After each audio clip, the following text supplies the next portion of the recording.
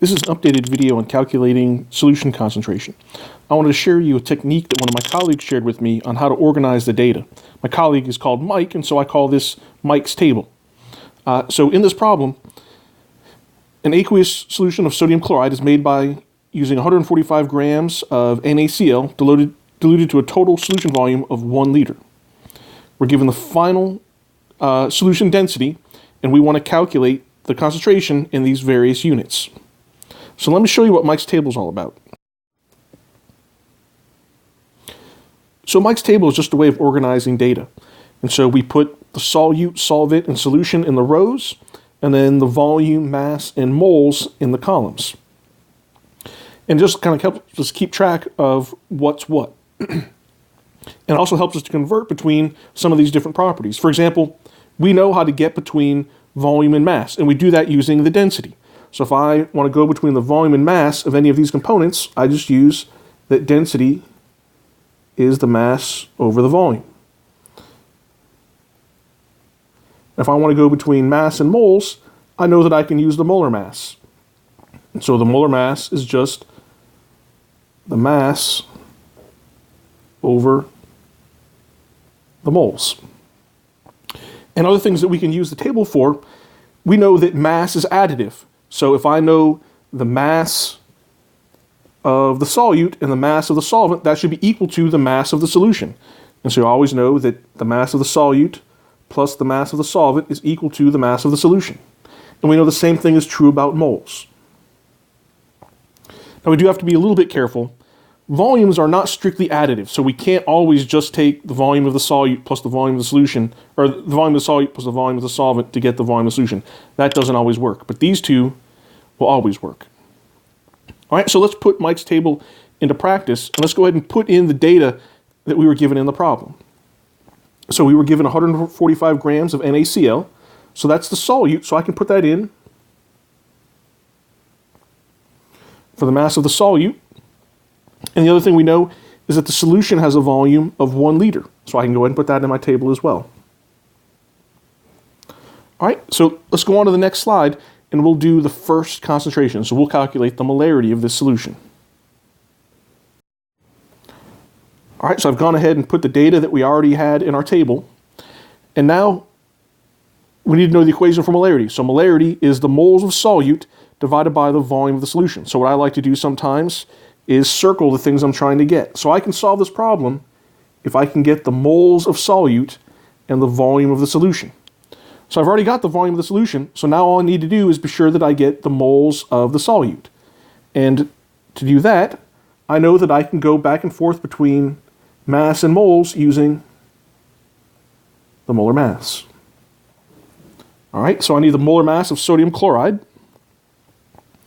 So the molar mass of sodium chloride is 22.99 grams per mole for the sodium and 35.45 grams per mole for the chloride. And so that gives me a molar mass of 58.44 grams per mole. So now to get the moles of the solute, I just need to convert my mass into moles. So I've got 145 grams. So my 58.44 grams goes on the bottom. My 1 mole goes on top. And I have 2.48 moles of solute. So I'll go ahead and put that in my table. All right, now I have everything I need. We just have to be sure to remember that the volume of the solution when I do molarity needs to be in liters. And we're already in liters, so that's good. We don't have to do any conversions there. So now I can finally do that the molarity is 2.48 moles divided by 1 liter. So my concentration is 2.48 moles per liter. So now I have the molarity. So we'll go to the next slide now, and we'll calculate the molality. All right, so I've updated Mike's table with the moles of solute. Now to calculate the molality, I'm going to circle the pieces I need again. So remember, the molality is moles of solute divided by the mass of the solvent. And so I already have the moles of solute. All I need is the mass of the solvent. So now we've got to brainstorm a little bit and figure out how to get the mass of the solvent. So I don't know the volume and I don't know the moles of the solvent, so those aren't going to help me. So I think what I'm going to need to do is probably use the masses. Right? Now, I know the volume of the solution and I know the density of the solution. So that should allow me to use the density to get the mass of the solution. And I know from our discussion earlier that the mass of the solute plus the mass of the solvent has to be equal to the mass of the solution.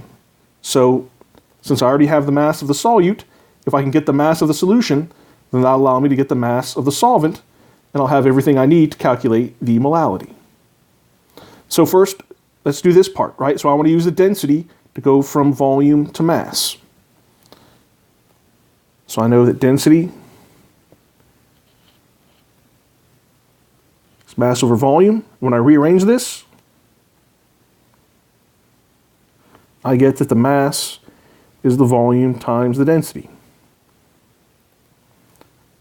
So I need to be a little bit careful. My volume is in, or my density is in grams per milliliter. My volume is in liters, right? So I need to get the liters into milliliters. And hopefully you're to the point where you can start doing this in your head. 1 liter is 1,000 milliliters. So I've got 1,000 milliliters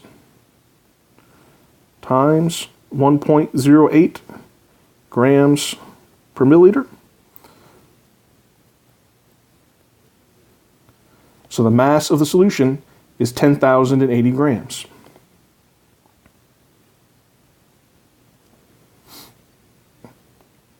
All right, and so now we know that the mass of the solute plus the mass of the solvent has to be equal to the mass of the solution. So I can just subtract the 145 from the 1080, and that'll tell me what the mass of the solvent is. So 1080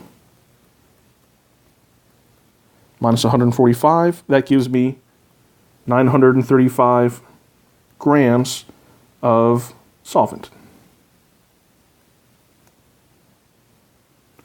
All right, and just a note on significant figures, in this number, the 108 was significant, so really in this, just the 930 is significant, and the 5 is not significant. But I'm going to keep it around so that we don't introduce too much rounding errors, and then in our final answer, we'll just know that we have to report the molality to 2 significant figures.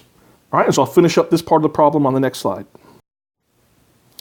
All right, so again, I've updated our table, and we're trying to calculate the molality. So we need the moles of solute, we need the mass of the solvent. So our molality is 2.48 moles of solute. And you got to be sure that the mass of the solvent needs to be in kilograms. So again, I'm just going to do this one in my head. If I have 935 grams, that's 0.935 kilograms. And so when I do that math out, I get that the molality is 2.7 moles per kilogram. Remember earlier we said that just the 9 and the 3 in the mass of the solvent were significant, so I can only have 2 significant figures in my final answer. All right, so we'll go on to the next slide where we'll do another concentration unit. Okay, in part C, they want us to calculate the mass percent, where the mass percent is the mass of the thing we're interested in this case the solute, divided by the total mass. When we're dealing with solutions, the total mass is the mass of the solution. And the beauty of Mike's table is, right, I've already got all the data that I need in order to solve this. I have the mass of the solute, I have the mass of the solution, and so I can just plug my numbers in now. So the mass percent is going to be 145 grams for the solute, 1080 grams for the mass of the solution, times 100, and I get 13.4%. Okay, for the next slide, we'll do the mole fraction.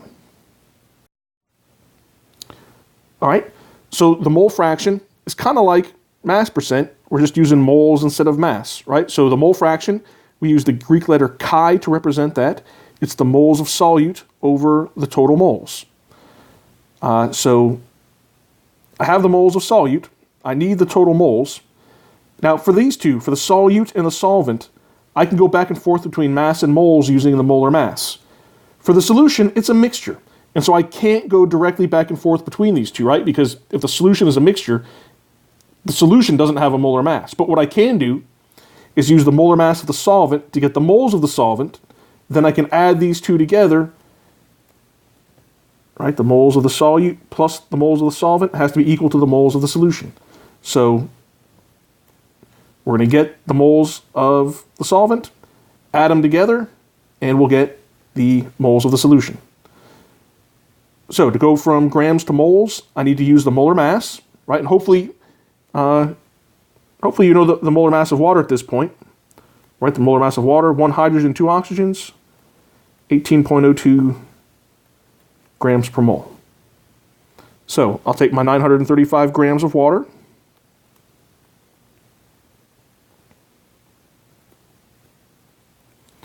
(1802 grams per mole), and I get 51.9 moles of water. So 51.9.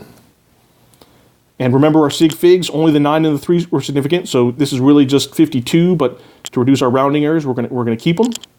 And so to get my total moles, I'll take my 51.9 moles of solvent plus the 2.48 moles of solute, and that gives me 54.4 moles for the solution.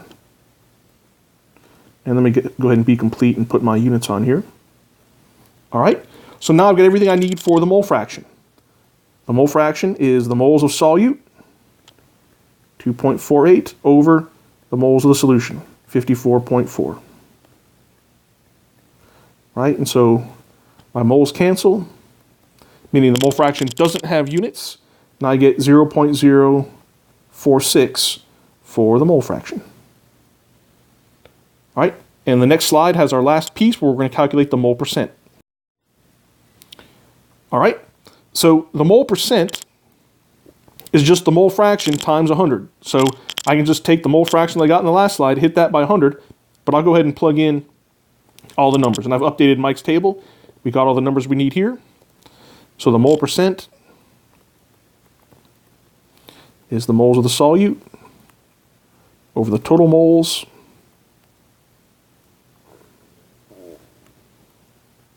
times 100.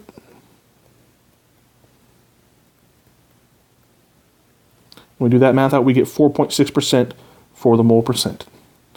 All right, so I hope this video has been helpful. And if you were struggling with these concentration problems, I hope Mike's way of organizing the data in this handy table is a help to you.